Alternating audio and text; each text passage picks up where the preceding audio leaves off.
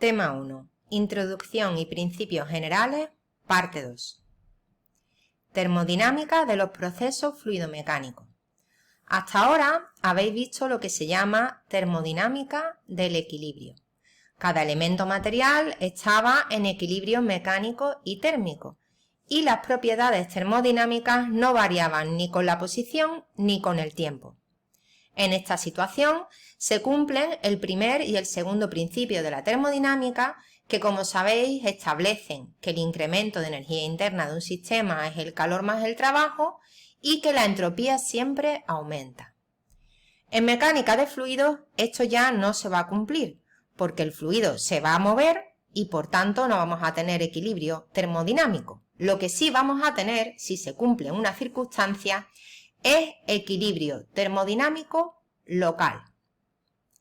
Si el camino libre medio entre las colisiones es pequeño frente a la longitud característica del problema y el tiempo entre colisiones es pequeño comparado con el tiempo característico del problema, en cada instante t, las variables termodinámicas en cada punto x están relacionadas entre sí como lo estarían si todo el fluido estuviese en equilibrio a la p y t local.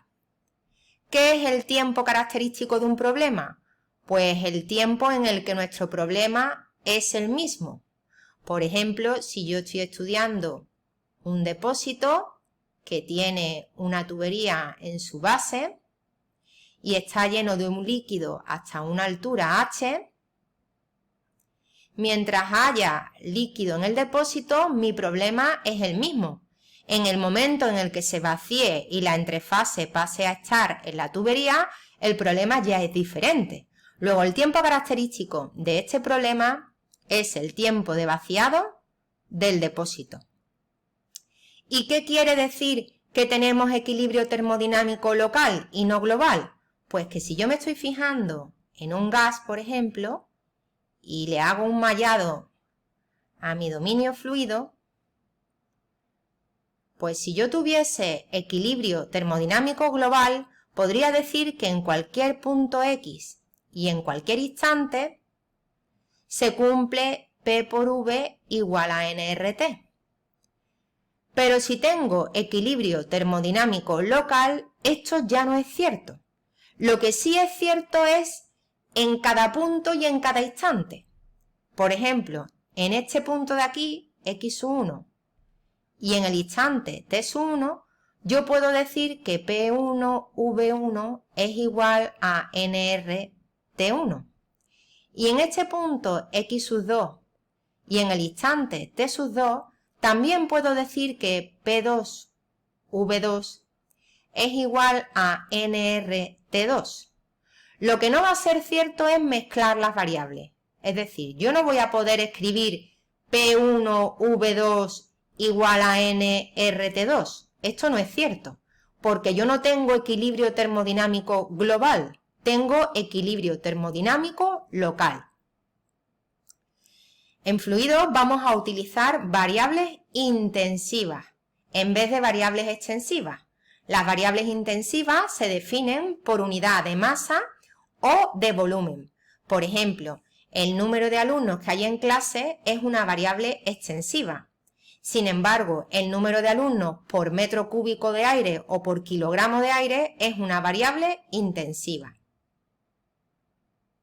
Veamos las relaciones termodinámicas para gases perfectos. Lo primero sería la ecuación de estado. La ecuación de estado sabéis que es P por V igual a nRT. Voy a expresar el número de moles como la masa entre el peso molecular. Y ahora voy a pasar el volumen a la derecha, de forma que obtengo presión igual a masa entre peso molecular, constante universal de los gases entre el volumen y por T. La masa entre el volumen es la densidad y la constante R entre el peso molecular es la constante del gas, R sub G, y por T. Así que la ecuación de estado de los gases en mecánica de fluidos y en variables intensivas es P igual a ρ R sub G T. La constante universal de los gases valía 8,314 julios por mol y Kelvin. La constante del gas depende del gas que estemos utilizando. En el caso del aire vale 287 julios por kilogramo y Kelvin. El calor específico a volumen y a presión constante ya son variables intensivas, puesto que sus unidades son julios por kilogramo y Kelvin. Y yo no me sé lo que vale, pero sí sé que C sub P menos C sub V es R sub G. Y C sub P entre C sub V es gamma, que para un gas diatómico vale 1,4. Energía interna. Sabéis que la energía interna en variables extensivas era incremento de energía interna igual a masa, calor específico a volumen constante, incremento de temperatura. Pues en variables intensivas va a quedar como diferencia de energía interna por unidad de masa o de volumen igual a C sub V T menos T sub 0. Vamos a usar las minúsculas para las variables intensivas. Entalpía. Pues la entalpía habéis visto que era incremento de entalpía igual a masa C sub P incremento de temperatura.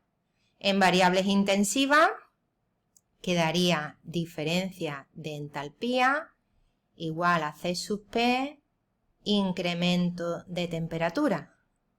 También visteis que la entalpía era igual a E más P por V. En intensivas resulta H igual a E más P por 1 partido por ρ. Nos queda por último la entropía.